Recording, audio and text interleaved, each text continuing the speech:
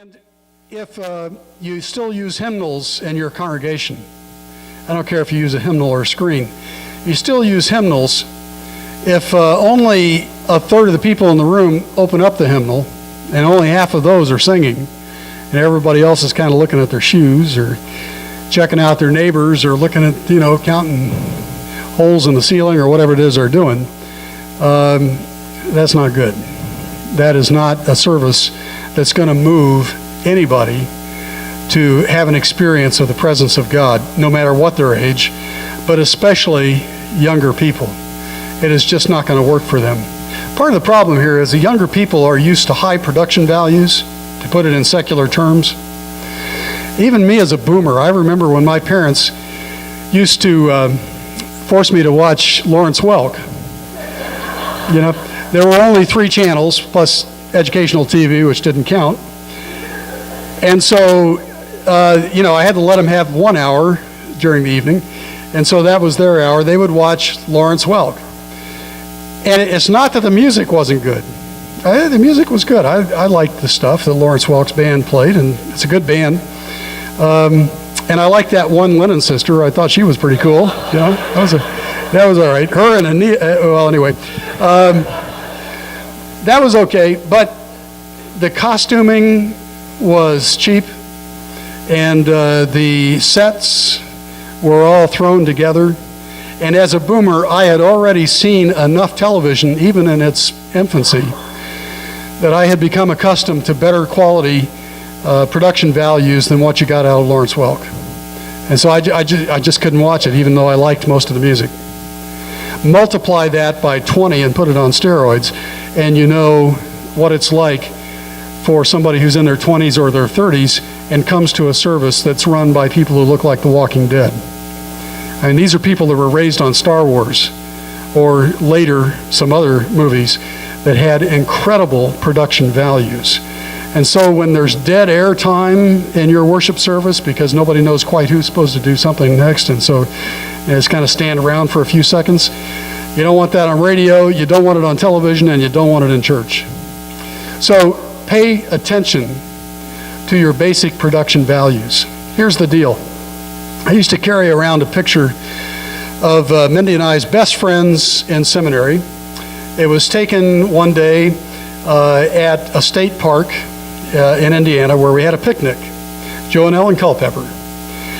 And we had a blast that day. It was a beautiful day. It was just, everything was perfect. I can practically remember what I ate. Well, that's not unusual, but it's been, 40-some years ago. I still remember everything about it. It was wonderful. Well, I carried that picture around for a long time. It was one of those Polaroids, you have to cover it with chemical to make it come out, which means after a few years it turns yellow, And of course it had all kinds of crinkles and things in it because it was an old picture. And when I looked at that picture, though, I was right back there at the Shades State Park because that picture was enough to remind me, because I was there originally, and I remember exactly what it was like. When I show that picture to my kids, they would say something like, "God, you're old." To them it looked like tintype because they weren't there. Now, 40 years ago, most of our churches did a really good job of traditional worship. There was energy there, and people were really into it. And it worked. But now, when we're there, we don't put so much energy into it, but we remember the way it was when it was so good, and so just a pale image of what it was like 40 or 50 years ago is enough to evoke that memory for us, and so we feel like we've had a worship experience. But people who weren't there 40 or 50 years ago get nothing except the question, what's going on here? And can I get out of here now? Okay? So my advice to you is crank up the quality of your traditional worship service before you consider adding a second service of some kind. And if you're already doing a contemporary worship service, if that is your regular worship service, pay attention to your production values. Make sure that everything is working well, because that's really important for drawing younger people. Okay, so some differences between people of different generations. People over 65 experience God in and through institutional life. People under 45 experience God in and through personal relationships. So for them, the primary value that an institution has is its ability to put people into relationship with each other. If your church is not putting people into direct relationship with each other, it's just not going to be effective. Okay? And secondly, if you're over 65, maybe the best way to hold on to a visitor who's over 65 is to invite them to serve on a board or a committee. If they're under 45, the last thing you want to do to hold them is to invite them to be on a board or a committee. They're not going to be ready for that for quite a while, if ever. You can give them something to do that they feel passionate about and enable them to do that, equip them to do it, and so forth. They'll appreciate that. But don't put them on a committee. They'll just say, would you just stick needles in my eyes instead? Okay? Put me out of my misery. Okay. So, the last piece here that I want to mention as legacy of the builder generation is pastor-centered ministry.